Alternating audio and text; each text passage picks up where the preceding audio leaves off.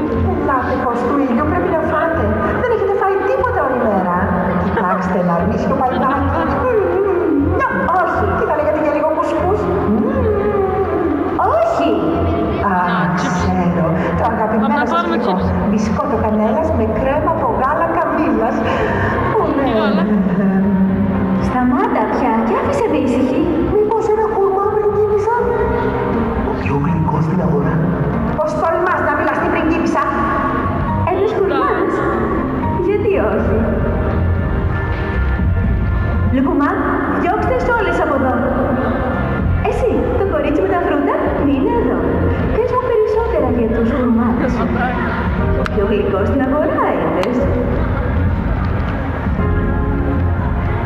Εκπλήσωμαι που σε βλέπω. Πώς ξεγέλασες τους φίλους. Μαγκίνας. Μαγκίνας. Βγάλ' το. Βγάλ' το Μαγκίνα. Θα χρησιμοποιήσεις πεπόνια. Για να σας ξαναδώ. Χρησιμοποίησα αυτό που ξέρω καλύτερα στον κόσμο, τα φρούτα.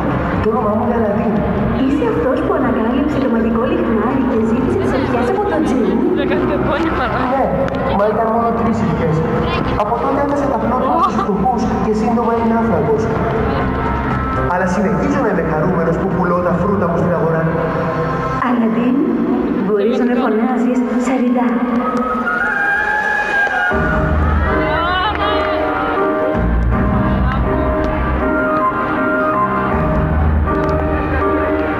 Θα γίνει